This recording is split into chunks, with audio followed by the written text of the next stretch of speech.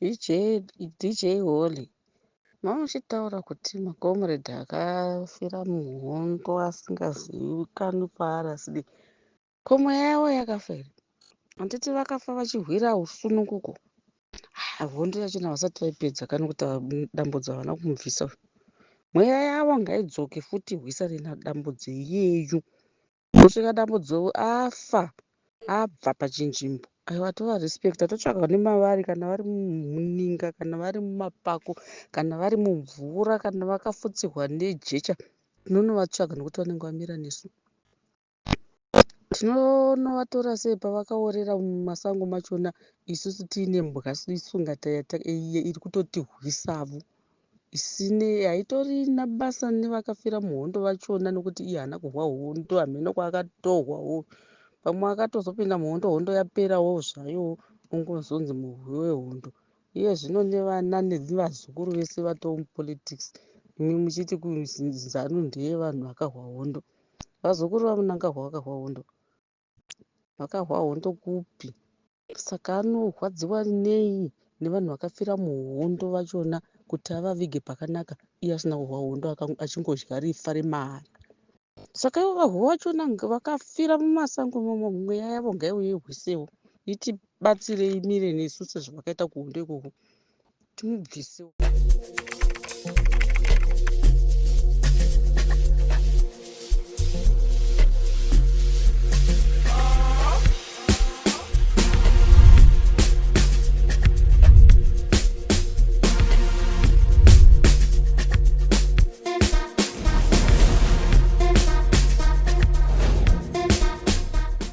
The views and opinions expressed in this video are for those of the individuals involved and do not necessarily reflect the official position or views of Point 5 Creative Studios. Content presented is for informational and discussion purposes only.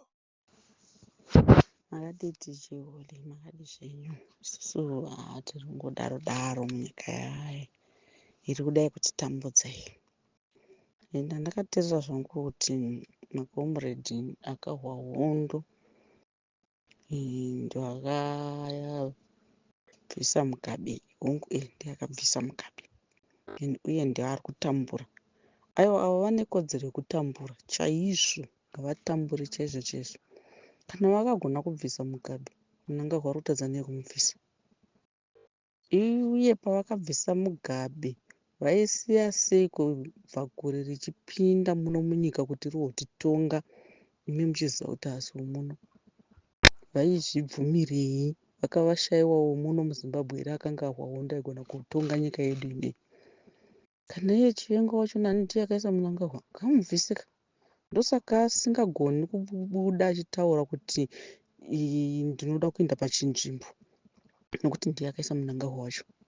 Nepo chivenga wachona pamwe ari kutotishandisawo zvake nokuti ndiye akaisawo mbwa iyoyi inonzi dambudzo iyoyi yakutotipa matambudziko muno munyika.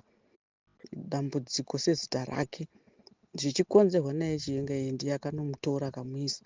Ngachimubvisa kana achida kupinda pachinzvimbo ngaamubvise iye nekuti ndiye akambomuisa iro bvakure iroro. Isusu hatina chatokwanisa kutomboita nokuti tinongotaura tiri kuno kwatiri. Hatina kana bakato, hatina kana uta, hatina kana museve, hatina kana pfuta, hatina kana chii. Shungu dzinoperera pakupopota zvatiri kuita izvozvo nokuti hatina anotimiririra. Ndozvino mukatarisa vana vakanzi Dhemo akafamba nevanhu mutauni machona kuti vavamirire vasasungwa ndiani? Hapana, vanhu vakangosungwa vakanotambura kumajeri uko. Saka muno munyika hatitorina anotitungamirira nokuti tikatarisa chamusi wachona takamuvhotera isu. So kuno nzvimbo dzokuvhotera dzakanga dzachinjwa tikamanya tichitsvaga kuti mazita edu ari kubudira kupi. Tamawana tavhotera munhu ongotiziya, hatichazivi kuti tichiri tese here kana kuti hatisisiri tese, achiri kutimirira here kana kuti hasisiri, achiri mutungamiriri wedu here kana kuti hasisiri. Anyararawo, isu tasara pakati tasipusa. ini zvinhu zvachona zvinotondirwadza inini kuti kudai Mwari angoparadza nyika inonzi Zimbabwe, kuparadza sezvaakaita Sodhoma neGomora, atange kukiriyeta vamwe vanhu, akiriyete vamwe vanhu vanonzwisisa, nokuti isu tatambura isu vachona vatinenge tatarira zvinoti akanzwa munhu chienga wachona akati zivha kana kushama muromo, hapana. Chamisawo watatamira naye chamisa mutungamiriri wedu, asi tizivo hatichazivi kuti tochinanga kupi, tochitarisa kupi. Isusu tinotova mumoto zvedu nokuti tiri kutotamburana kare, hatichazivi. Ndosaka vanhu vangoti chero zvikanzi dhemo ngokuudza kuti tajaira nhamo yacho, nokuti anozomira nesu wachona hapana. Hapana anomira nesu kukanzi dhemo wachona, vanhu munongonorakashwa kana kuti munongonotorwa muchisungwa, vakuru vacho vanofanira kumira nesu hapana. Saka ini ndinotorwadziwa chaizvo zvekuti dai ndaiwana pfuti ndaingopfuura vese kubva kuna chienga wachona kusvika kuna dambudzo wachona, vongofa zvavo, hatina chekuita navo isu. Kune nzvimbo yekuMandarweni yakasvika sekuru Nzou, vakanga vatumwa nemhepo yavo munzvimbo yeDarwen. Vhidhiyo iyoyo mukatarisa parune shamba yevahu vehondo vekuDarwen, munorwadziwa imi. Chero ini ndisina kuhwa hondo wachona, mwana waZulu, ndakarwadziwa. Uchiona mapfupa akanyenama, aibatwa nemhepo dzachona achikunguruka kubva mugomo achinoti mumangonjongonjo achidonha.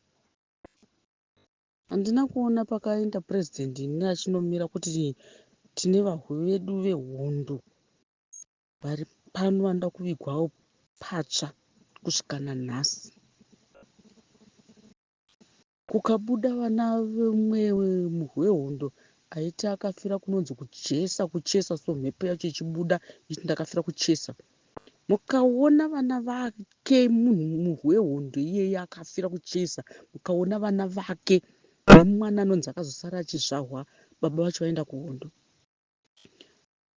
DJ Holly munobuda misodzi imi. Vanhu vari kutambura ivavo, nanhasi vari kutambura.